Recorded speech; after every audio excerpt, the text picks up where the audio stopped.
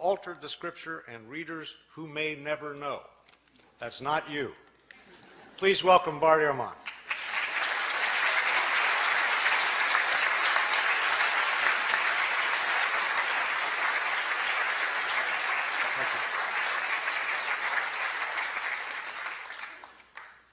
Well, thank you very much for that generous introduction, and you're welcome. It's a pleasure to be with you all this evening.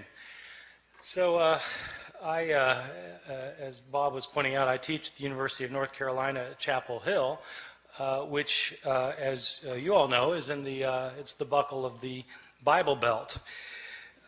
Which creates certain interesting moments in teaching historical approaches toward early Christianity and the New Testament. This last year I was teaching my course on the New Testament, so I had a class of about 360 students in it, and I decided to do something this last year that I had never done before. I began my class by asking students the following question. I said, how many of you in here would agree with the proposition that the Bible is the inspired Word of God? Boom! The entire room raises its hand. All right, good, great. Now, how many of you have read the Da Vinci Code, I asked? Boom! The entire room raises its hand. Oh, good, okay. Now, how many of you have read the entire Bible? Scattered hands. I said, all right. Now, I'm not telling you that I think God wrote the Bible. You're telling me that you think God wrote the Bible. I can see why you might want to read a book by Dan Brown. But if God wrote a book, wouldn't you want to see what he had to say? It's just one of the mysteries of living in the South. Well, the Bible is the most widely purchased, most thoroughly revered, and probably most broadly misunderstood book in the history of human civilization. One of the things that's misunderstood, at least by my 19-year-old students at Chapel Hill, is that when we're reading the Bible, we're not actually reading the words of Matthew, Mark, Luke, or John. We're reading translations from the Greek language in which these books were written. And something is always lost in translation. And not only that, but we're not reading translations of the originals of these books, because we don't have the originals of these books or of any of the other books of the New Testament. What we have are copies made centuries later, many of them many, many centuries later. These thousands of copies that we have are all different from one another in lots of little ways and sometimes in big ways. There are places where we don't know what the authors of the New Testament originally wrote. Now, for some Christians, that's not a problem because they don't have a high view of Scripture. For others, it's a very big problem. What does it mean to say that God inspired the words of the text if we don't have the words?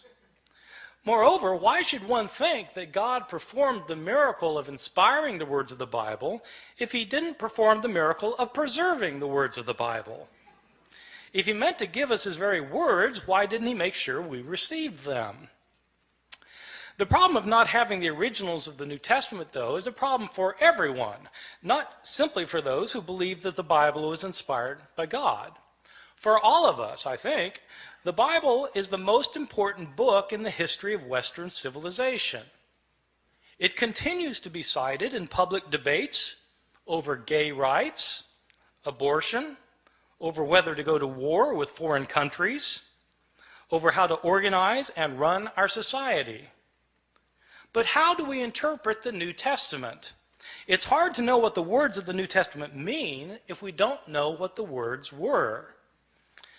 And so in this lecture, I'll be talking about not knowing what the words were and what we might know about the originals of the New Testament, how they got lost, and how possibly they might be reconstructed. So let me begin by talking about, on a fairly basic level, how it is that we got the books of the New Testament. The books of the New Testament were all written in Greek. They were all written in the first century of the Common Era. They were written by Greek-speaking Christians who wanted to share with their community their views of Jesus, of the faith, of what to believe and how to behave. So an author like Mark, the author of our first gospel, sat down and wrote out one day his gospel about Jesus. Now, we don't know where Mark actually lived. Some scholars have thought that Mark maybe lived in Rome. So let's say he lived in Rome. Mark writes his book. Well, how does this book get into circulation? The problem is we're dealing with an age in which there were no Xerox machines. There wasn't desktop publishing yet, no PDF files. In fact, there wasn't carbon paper. How did people get copies of books? Well, in the ancient world, the only way to get a copy of a book was to copy it by hand. One page, one sentence, one word, one letter at a time. Mark makes his book, and somebody in his community wants another copy of it. And so that person either makes a copy himself or has somebody else make a copy for him. Now, part of the problem is that in the ancient world, at this time period in the Roman Empire, probably something like 90% of the population was illiterate, couldn't read or write. So not anybody could just make a copy. And most people who could write couldn't write very well. And so somebody makes a copy. We don't know who it was who made the first copy. We don't know if this person was competent or incompetent, but he made a copy. And probably, if he made a copy of this book by hand, one page, one sentence, one word, one letter at a time, he made mistakes. Now, my students sometimes have difficulty believing that people make mistakes when they copy things by hand. And so I tell them, well, you sit down tonight and copy the Gospel of Mark and see how you do. Well, in fact, they'll make mistakes. Now, here we have a problem created because we have the second copy of Mark that is also put in circulation, and somebody wants a copy of Mark, and so they copy the copy, but the copy has mistakes in it, and so the next person who copies it copies the mistakes thinking that they're the original wording, and the second person also makes mistakes of his own. And so he not only reproduces the mistakes of his predecessor, he introduces his own mistakes. And then another person comes along and copies that copy, making the mistakes of both of his predecessors and creating mistakes of his own. And then that book gets put in. And pretty soon you've got copies around the city of Rome that are all different from one another. Now, a visitor comes to Rome from Ephesus, and they have a church back in Ephesus too, and they want a copy of this gospel, and so he takes a copy, makes a copy, takes it back to Ephesus. And then that copy gets copied, and that copy gets copied, and that copy gets copied. Then somebody comes from Smyrna, and they want a copy. And so it goes for year after year after year. We don't have a copy of Mark until around the year 200. About 150 years after Mark was originally written. So not only do we not have the originals, we don't have the first copies, or the copies of the copies, or the copies of the copies of the copies of the copies, etc., etc. Mistakes were made en route, and these mistakes were replicated. Now, the only way a mistake gets corrected is if you're copying a copy of Mark, and you come across a sentence that you're pretty sure is wrong because it doesn't make sense, and you try and correct it. And so you correct it to say something other than what it says. The problem is there's no guarantee that you will correct the mistake correctly, right? You might correct the mistake incorrectly, in which case you've got three forms of the text: the original text, the mistake, and the mistaken correction of the mistake. And so it goes on for year after year, decade after decade.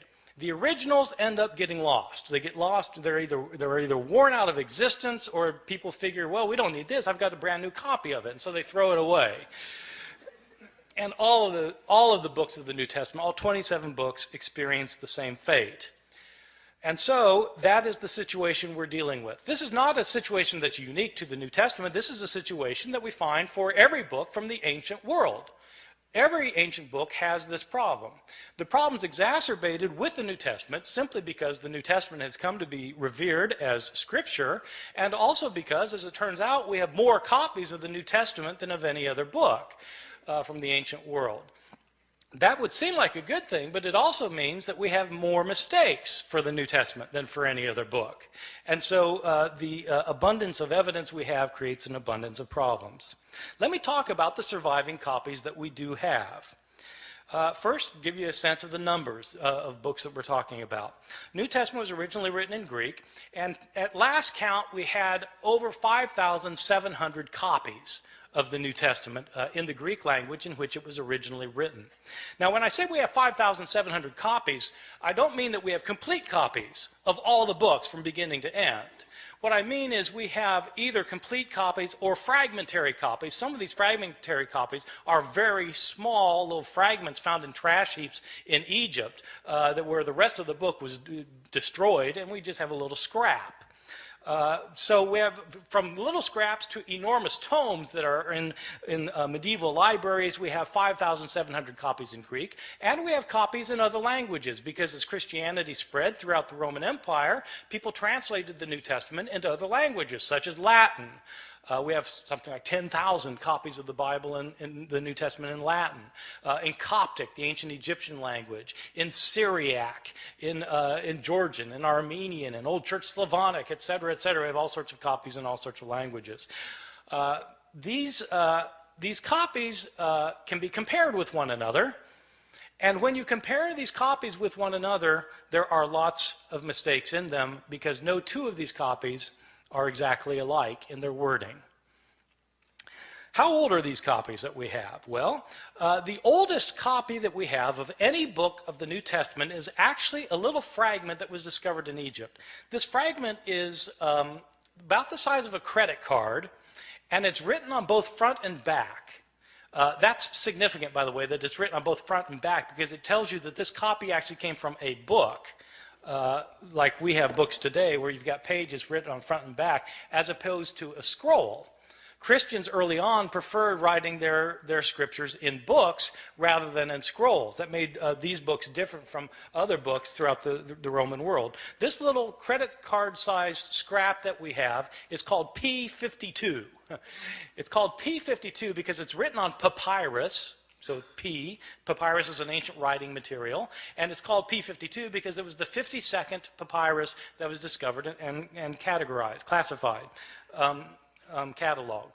So this little scrap has a few lines on it from John chapter 18. It's the passage where Jesus is talking to Pontius Pilate in his trial before Pilate, where Pilate says, "What is truth? What is truth?" That line. So that's that. It's written on, and it's written both front and back. Now the thing is, if you have a little scrap like that, and it's written on the front and the back, and you know what passage it comes from, then you can actually do some interesting things because you can figure out, even though you don't have a complete line on this page, you can figure out where this thing was on the page. And if you've got if you do it right, if you've got it one margin, you can figure out how many letters were in each line, and you can figure out how many lines must have been on the page in order to get from this part to that part. See what I'm saying? So you can actually reconstruct how long the page was, and then you can calculate how many pages were in this manuscript, because how many pages would it take with this many letters in it to create the Gospel of John? And so this one scrap can tell you how long the manuscript was. So there are people who do this for a living, so it turns out.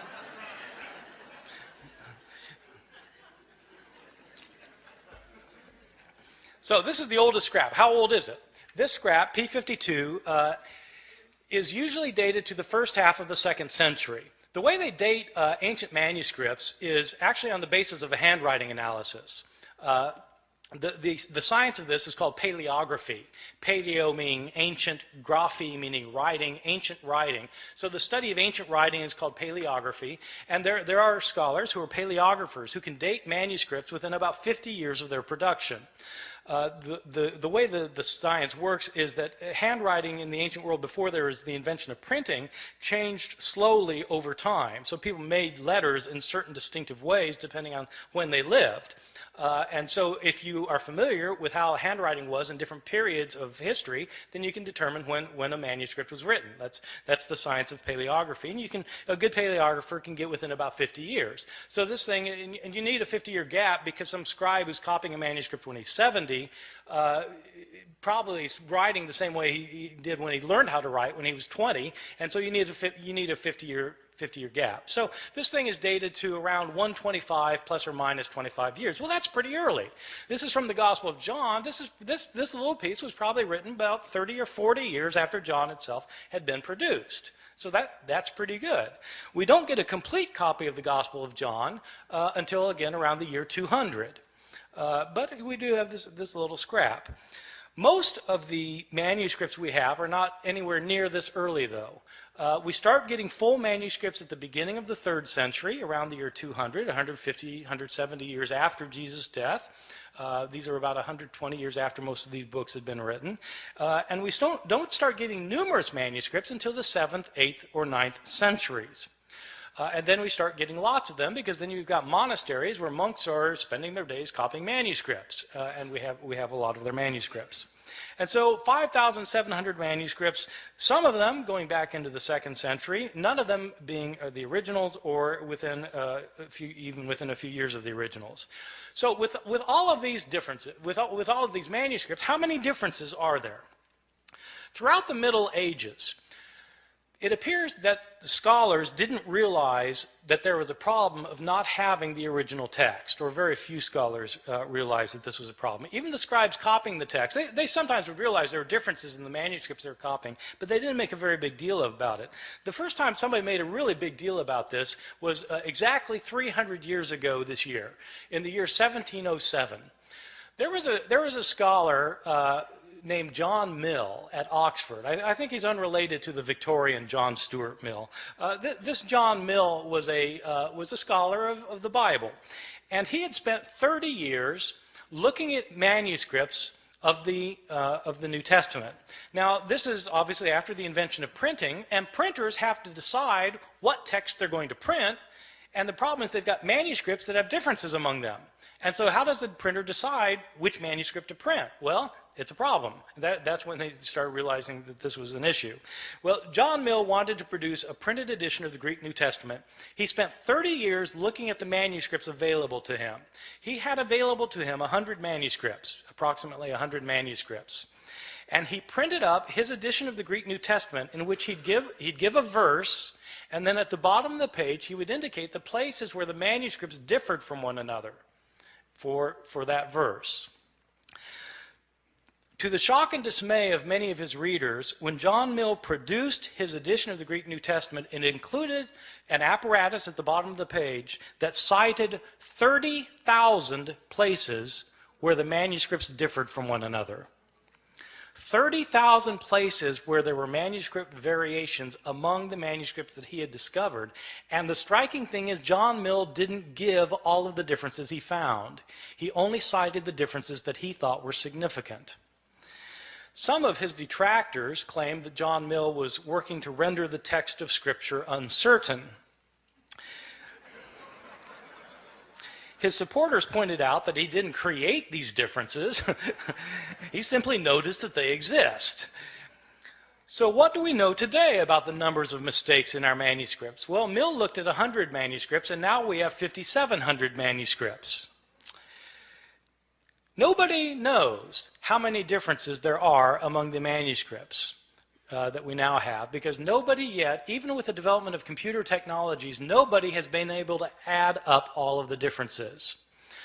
Sometimes scholars guess that there may be a couple 100,000 differences. Some people say 300,000, some say 400,000. There are different guesses. The way I usually put it to my students is in comparative terms. There are more differences in our manuscripts than there are words in the New Testament. More differences in our manuscripts than there are words in the New Testament. Well, this obviously creates a problem. If you want to know what Mark actually said, and all you've got are copies of Mark that are hundreds of years later that have so many differences in them, how can you possibly reconstruct it? Well, that is a problem. Now, having said that we have these hundreds of thousands of differences, I want to emphasize a particular point, which is most of these differences that we have in our manuscripts are completely insignificant, unimportant, and don't matter for a thing. Many of these differences in the manuscripts are so unimportant that you can't replicate them in translation. Okay? In other words, like they changed the word order in Greek, where you would have to translate it the same way no matter what the Greek word order is. So, I mean, it doesn't really matter very much. By far, the vast majority of these hundreds of thousands of differences are significant for nothing more than showing that scribes in antiquity could spell no better than my students can today. And scribes, of course, didn't have spell check. Scribes, in fact, didn't even have dictionaries. And many scribes didn't care how they spelled anything. Sometimes you'll be reading a manuscript and there'll be the same word that occurs, say, 3 times within a couple of lines, and the scribe will spell the same word 3 different ways. He just doesn't care how the word is spelled. Well, so, you know, you've got lots and lots of those kinds of changes, and what do they matter for? They don't matter at all. So, having said there are all these hundreds of thousands of differences, I want to stress that most of them don't matter for very much. Some of these changes, the ones that don't matter, basically are accidental mistakes. Scribes were sometimes tired or sleepy, sometimes they were distracted, sometimes they were inept or unqualified, and they made mistakes. They would leave out a word, they'd leave out a verse, sometimes they'd leave out a page. They just made mistakes sometimes. One of the common mistakes of scribes is actually kind of interesting. Sometimes, you know, in the New Testament, you'll have a saying where you'll have 2 lines that end with the same words. Like Jesus in Luke chapter 12 says that whoever confesses me before people will be confessed before the angels of heaven, and whoever denies me before people will be denied before the angels of heaven. So you've got 2 lines that end with the words before the angels of heaven. And what scribes sometimes would do is they'd copy down the words before the angels of heaven on the first occurrence, and then, you know, they'd copy it down, then their eye would go back to the page, and their eye would alight on the second occurrence of the same words. Thinking that that's what they had just copied, they'd go then to the next line and start copying there, and as a result, they would leave out the intervening line. See how that works? That kind of phenomenon is where your eye skips from one line to another. It's called parablepsis. Parablepsis. And when you have words that end a line in the same way, that's known as homoteleuton. So this kind of mistake is called parablepsis occasioned by homoteleuton. It's on my final exam at Chapel Hill. Probably the most egregious mistake in any manuscript of the New Testament, one of my favorites, is in a manuscript that's manuscript 109. It's 109 because it's written on parchment and animal skin instead of papyrus, and it's the 109th manuscript that was cataloged. This is a 10th century manuscript that was written by a scribe who wasn't paying attention, and this scribe was copying the Gospel of Luke. Now, the Gospel of Luke is one of the 2 Gospels in the New Testament that has a genealogy of Jesus. Genealogies usually aren't the favorite reading of my students at Chapel Hill, and I think probably it wasn't the favorite reading of this guy because he wasn't really paying attention to what he was doing. But, you know, in Luke's genealogy is actually fairly interesting because in Matthew's the other gospel that gives a genealogy of Jesus, and it traces Jesus' line all the way back to Abraham, the father of the Jews, in Matthew. Luke doesn't stop there. Luke keeps going. Luke traces Jesus' genealogy all the way back to Adam, as in Adam and Eve. This is a fantastic genealogy. I've got an aunt who's a genealogist who's traced my family, you know, back to the Mayflower. The Mayflower, Adam and Eve. So it's, you know, Jesus is supposedly the son of Joseph, who's the son of so-and-so, the son of so-and-so, the son of so-and-so, who's the son of David, son of Jesse, son of so-and-so. It goes all the way back, you know, Isaac, son of Abraham, so back to, Seth, son of Adam, who's the son of God. Okay, this genealogy goes all the way back. So the scribe of manuscript 109 is copying a manuscript that evidently gave the genealogy in 2 columns. 2 columns. But the second column didn't go to the bottom of the page. It only went partway down, the second column. So the first column, second column, partway down. And the scribe apparently didn't realize that this genealogy was in 2 columns. And so he copied across the columns instead of copying one column, then the other column, leading to some very interesting results. As it turns out, Adam isn't the first human being. There was a man named Phares, who's the father of the human race, and as it turns out, God is the son of Ehrman. So it happens. These kinds of mistakes are just pure accidental mistakes that scribes mess up in places. There are other kinds of mistakes that are what I think are probably intentional mistakes. I differentiate between accidental mistakes where scribes just slip up and intentional mistakes where it looks like scribes are actually trying to change the text. Now, I don't know for sure that scribes are trying to change the text. I don't have any scribes around to interrogate about the matter. But there are some changes that don't look like they could possibly simply be a slip of the pen. And there are others that are debatable, whether they were a slip of the pen or not. But let me give you a couple of examples, and you'll see that some of these look like scribes maybe wanted to change the text. I'll give you a couple for instances. In Mark chapter 1, the Gospel of Mark, we read at the very beginning that we read, as was written in Isaiah the prophet, behold, I send my messenger before your face to prepare your way for you. Okay, this is in Isaiah the prophet, behold, I send my messenger before you. This is a very interesting passage because the passage that's quoted is not Isaiah. When it says in Isaiah the prophet and then gives the quotation, the passage quoted is actually Exodus.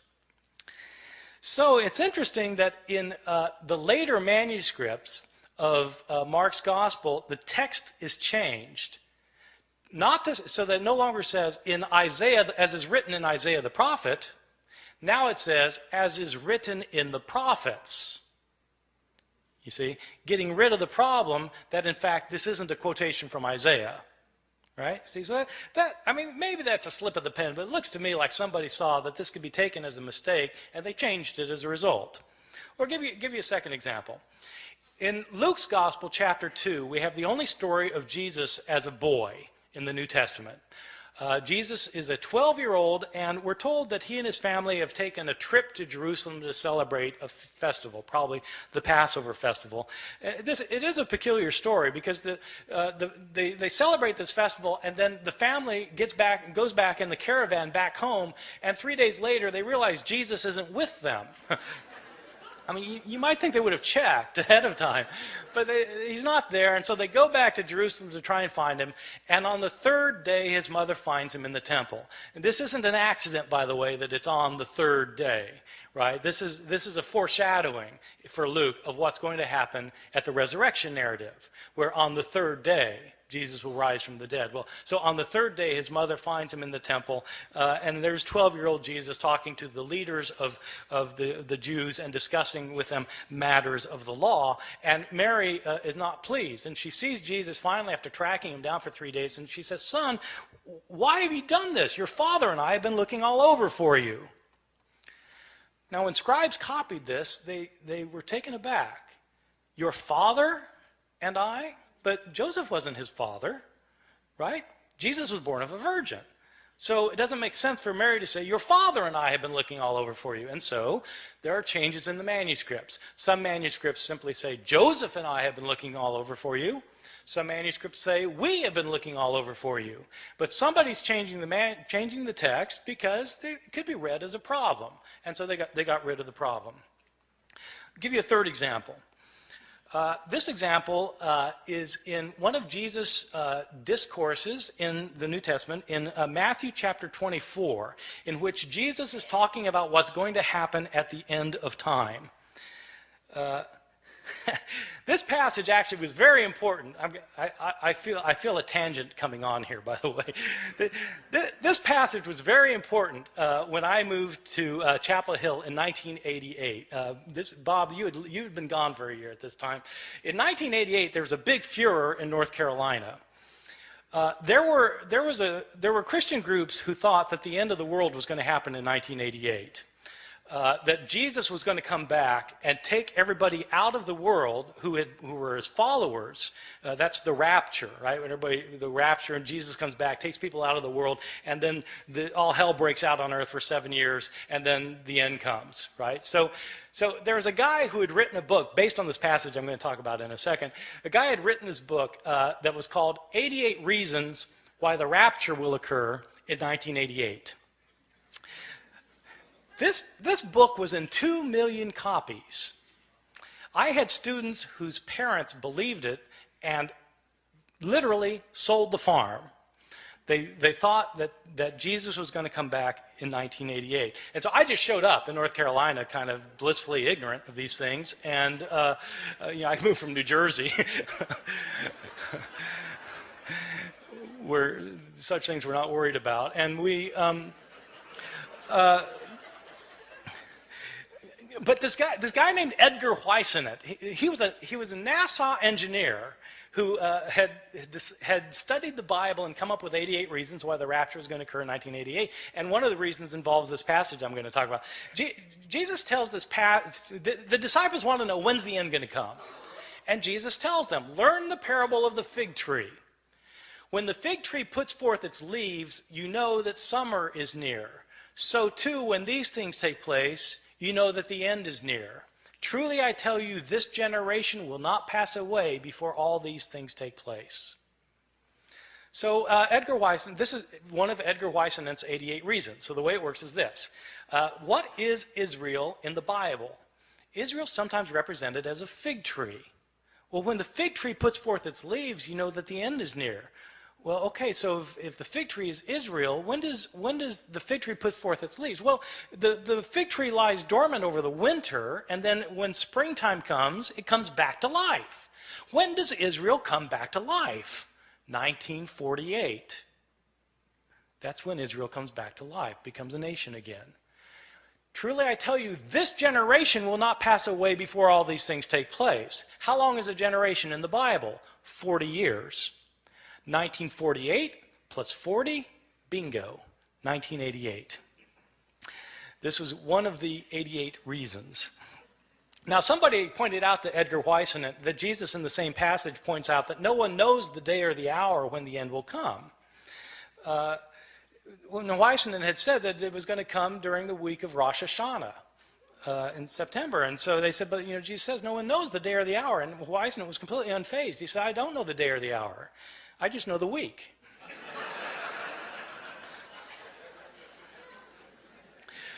All right, so this passage actually throughout Christian history has been important because people have always been trying to figure out when the end's going to come.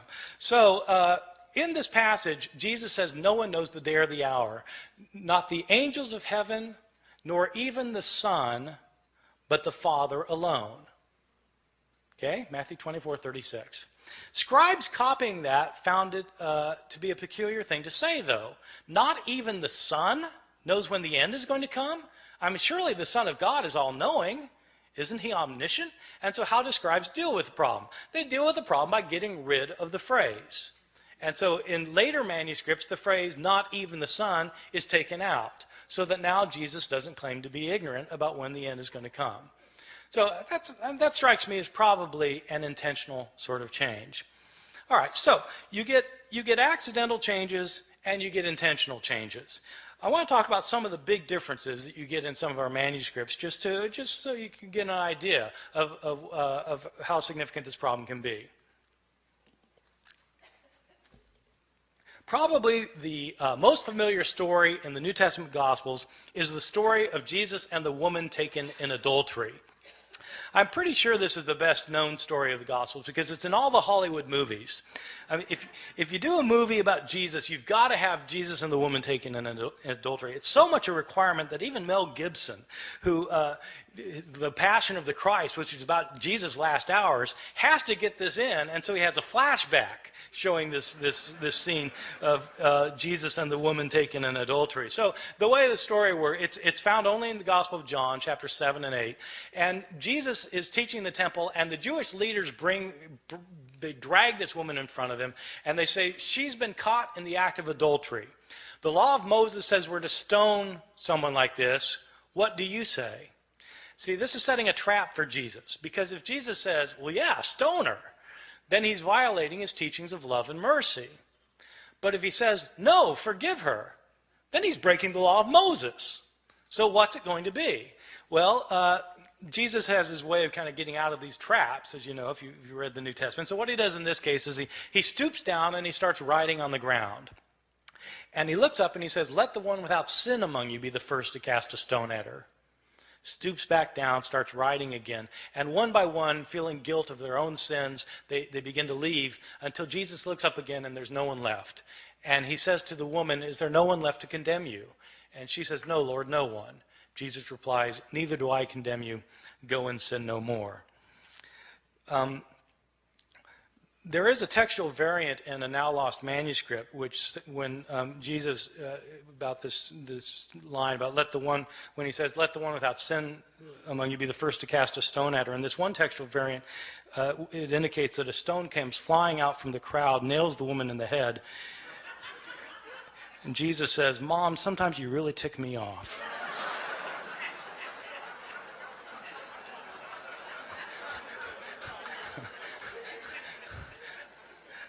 I made that up. This story, this beautiful story, this powerful story, which has two terrific lines from Jesus in it, this story was not originally in the Gospel of John. This is a story that was added to the Gospel of John by later scribes. How do I know that?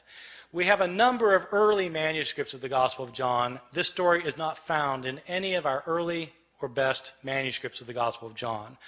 The Greek authors who wrote commentaries on the Gospel of John over the centuries don't mention this story until the 10th century, 1,000 years after the days of Jesus.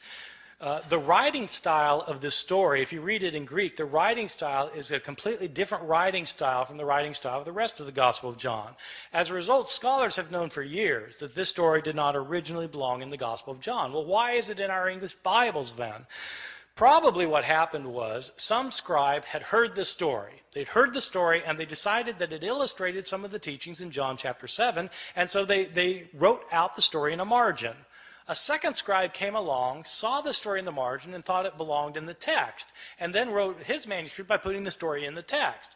Another scribe comes along and copies that manuscript, and that manuscript gets copied, and so on until it becomes part of the textual tradition.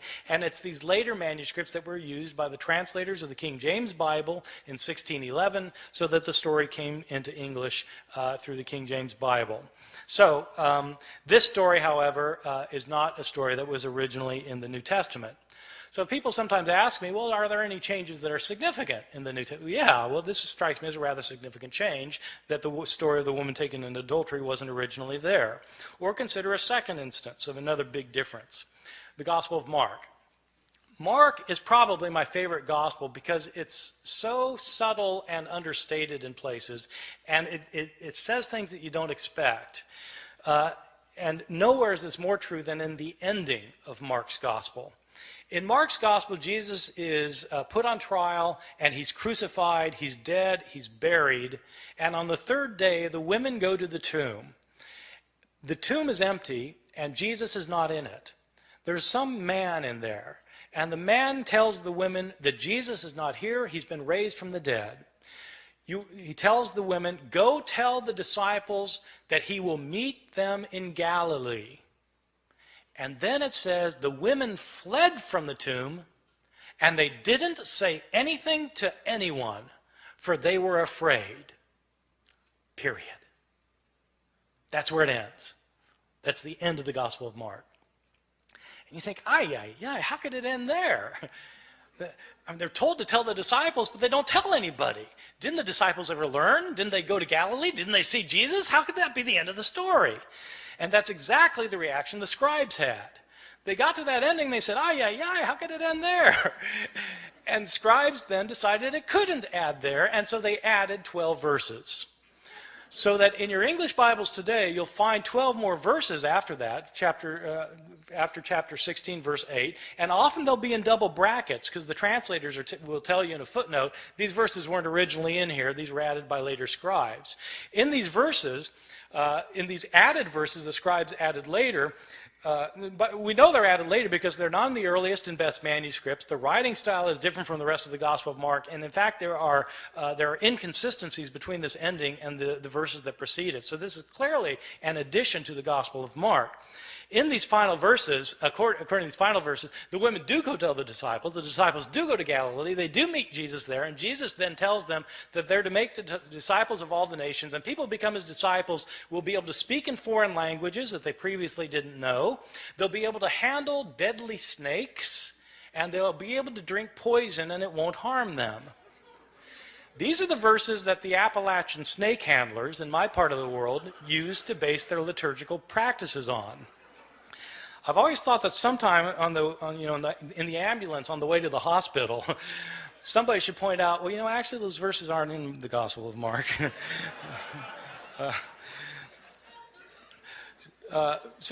Mark actually ends with the women not saying anything to anyone, for they were afraid.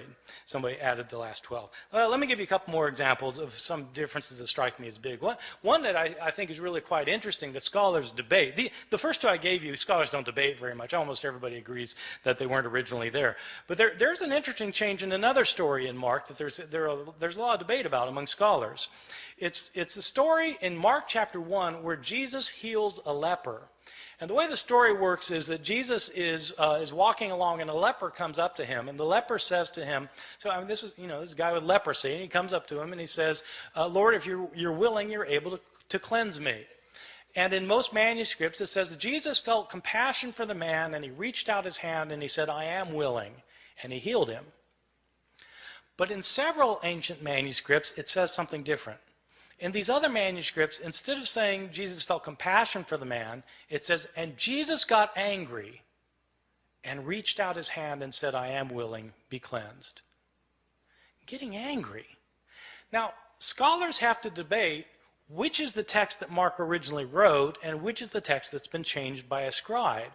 And one piece of logic that scholars have used over the years is this. Ask yourself, which text is a scribe more likely to have created out of the other? Is a scribe likely to have taken the text that says Jesus felt compassion and changed it to say Jesus got angry? Or is a scribe likely to have found the text that said Jesus got angry and to change it to say Jesus felt compassion? Well, if you put it like that, then, the latter's more likely something a scribe would have changed. And so this criterion ends up sounding kind of backwards, but the way the criterion works is that the reading that's the most difficult to understand is probably the original one. Okay? The more difficult reading is to be preferred. And so that's one reason for thinking that, in fact, this text originally said Jesus got angry. And there are actually a whole host of reasons for thinking that's what the text said.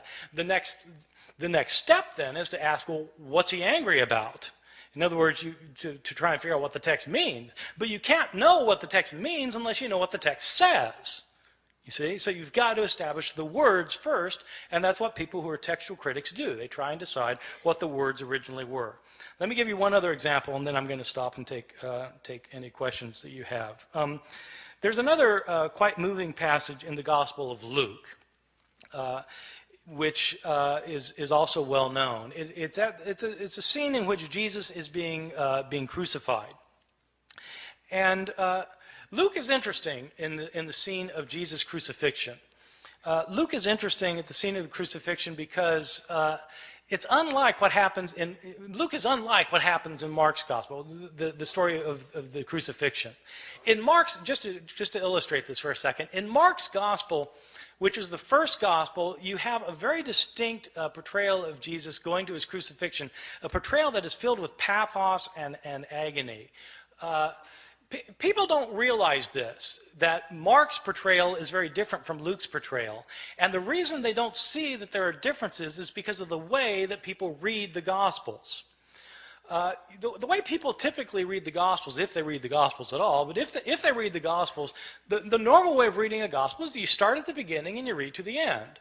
So, okay, you're going to read the Gospel. You start with Matthew. You start with the first verse, chapter 1, verse 1, and you start reading and you get to the end. You go from top to bottom. Then you read Mark. Start with the beginning, go to the end, top to bottom, and it sounds a lot like Matthew. Same stories, a lot of the same words, sounds very similar. Then you read Luke, top to bottom, sounds exactly the same. Not exactly, it's different, but it's basically the same thing. They sound alike. And then you read John, well, that's different, but, well, in essence, it's not that far off. So they all sound basically the same because you read them from top to bottom, or you read them vertically. The way to see differences in the Gospels is to read them not vertically, but to read them horizontally. where you read a story in Matthew and you look at the same story in Mark and compare the two stories. When you do that, you start finding enormous differences. People, there are all these debates about whether there are discrepancies in the Bible. If you want to find discrepancies in the Bible, all you have to do is read the texts horizontally. I give this as an assignment to my students all the time. I give them I say, take the resurrection accounts. What really happened at the resurrection? Depends which author you read. And so I have them list what happens in Matthew, what happens in Mark, what happens in Luke, what happens in John, and compare the lists. And it's actually quite striking when you do this with the resurrection narratives. Because, well, who is it that goes to the tomb? Is it Mary Magdalene by herself or Mary with other women? If other women, how many other women? And what are their names? It depends which gospel you read. What do they find there? Is the stone rolled away already or is it not rolled away already? Depends which gospel you read. Who do they see there? Do they see a man there as in Mark? Do they see two men there as in Luke? Or do they see an angel as in Matthew? Depends which gospel you read. What are they told? Are they told to tell the disciples to meet Jesus in Galilee, or are they told to tell the disciples to stay in Jerusalem? Do they go tell the disciples? It depends whether you read Mark or whether you read Matthew and Luke. If they do tell the disciples, what do the disciples do? Do they go to Galilee or do they stay in Jerusalem? It depends which gospel you read. I mean, you just go down the line, and it's different. And that's how you get if you read these stories against each other. Well, if you do that in the story of the crucifixion in Mark and Luke, you come up with very, very different portrayals. The significance of that is not just, there are discrepancies. Yeah, there are discrepancies, but that isn't the point. The point is that if you want to know what Mark has to say, you have to read Mark and not pretend he's saying the same thing as Luke, because they're different. And so Mark has to stand on its own as a literary production. In Mark's gospel, when Jesus is being crucified, in fact, it's a very gripping scene. In Mark's gospel, Jesus doesn't say anything while he's being led to the place of crucifixion. While he's being crucified, he's completely silent. When he's hanging on the cross, he's mocked by the Jewish leaders, by the people who are passing by in front of him. He's mocked by both robbers in Mark's gospel. Jesus doesn't say anything until the end. In Mark's gospel, at the end, he cries out, Eloi, Eloi, lama sabachthani, my God, why have you forsaken me? And he dies. That's it. That's Mark. Very, very powerful and gripping. But people don't realize that this, because people think Jesus said all sorts of other things on the cross. Well, why do they think that? Because they've read Matthew, and they've read Luke, and they've read John, and they end up with the 7 last words of the dying Jesus, which are found in not one of the Gospels, but by smashing all of the Gospels together into one big gospel. Now, it's perfectly legitimate to do that if you want to do that. If you want to read the Gospels and smash them all together so they're all right and they're all saying the same thing, but you have to realize that if you're doing that, you're writing your own Gospel. And you're making it say something that's different from any of the Gospels of the New Testament. Okay, so I mean that's the effect of doing that. In Luke's gospel, Jesus is not silent. He's not silent on the way to be crucified. He sees women weeping for him, and he turns to them and he says, daughters of Jerusalem, don't weep for me. Weep for yourselves and for your children, for the fate that's to befall you. He's more concerned about these women than himself in Luke's gospel. In Luke's gospel, he's not quiet while he's being nailed to the cross. He prays, Father, forgive them, for they don't know what they're doing. While he's hanging on the cross, he actually has an intelligent conversation with one of the robbers. The one guy maligns Jesus. The other robber says to the other person to be quiet because Jesus hasn't done anything to deserve this. And then he turns to Jesus and says, Lord, remember me when you come into your kingdom. And Jesus says, truly I tell you, today you will be with me in paradise. Jesus knows exactly what's happening to him in Luke's gospel. Not in Mark, but in Luke he knows exactly what's happening to him. He knows what's going to happen to him after it happens to him. He's going to wake up in paradise, and this guy's going to be next to him. And at the end, the most telling thing of all is that Jesus, instead of crying out, my God, why have you forsaken me? He doesn't say that in Luke. What he says is, Father, into your hands I commend my spirit. And he dies. In Luke's gospel, Jesus is completely in control of the situation. He knows what's going on. He knows why it's going on, unlike Mark, where he seems to be in doubt.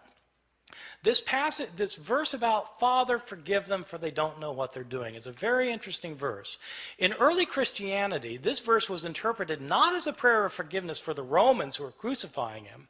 It was interpreted as a prayer for the Jews who had turned Jesus over to the authorities. Jesus is asking for forgiveness for the Jewish people in the interpretation of the early Christian interpreters of the passage.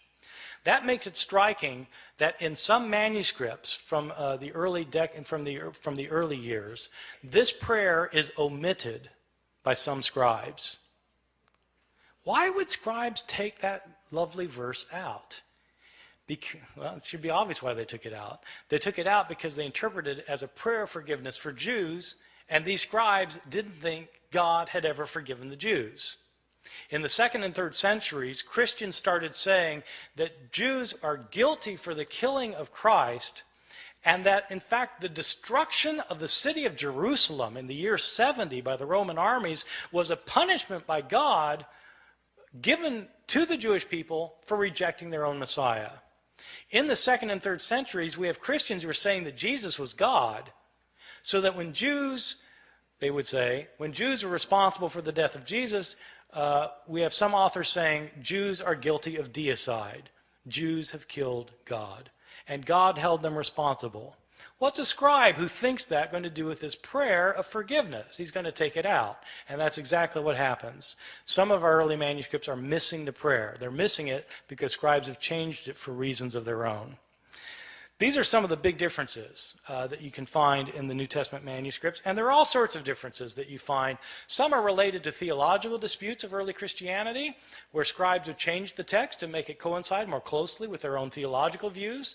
Some of these changes have to do with relationships of Christians and Jews. Some of these changes have to do with Christian understandings of women. There continue to be debates today in churches, Christian churches, about whether women should have leadership roles. Well, these debates often hinge on verses that have been changed by scribes. You can guess which way scribes changed these verses. In the 2nd and 3rd centuries, when women's roles were being suppressed, all of a sudden manuscripts start showing up in which women are told to be silent in the churches. This is the sort of change that scribes made. The textual critic is somebody who tries to deal with this phenomenon of manuscripts that have so many changes in them. There are actually two things that a textual critic does. One thing that is, of course, primary importance is to figure out what an author actually wrote. Because you can't interpret an author, whether you're talking about Plato or Aristophanes or Homer or Mark or Matthew or Luke or John. You can't interpret what an author said unless you can't interpret what he said unless you know what he said. You've got to have his words, and so textual critics try to reconstruct to the best of their ability what an author actually wrote. A textual critic also, though, is interested in knowing why the text got changed. Why did scribes change the text? I mean, you know, it's interesting to see that sometimes they fell asleep, but beyond that, what kind of theological motivations were there for changing the text? What kind of ideological influence were affecting these scribes? When we know more of that kind of information, we're better able to understand both the scribes and their own historical context as people living in the early centuries, especially the early centuries, a time period about which we have very little information about Christianity otherwise. Thank you very much.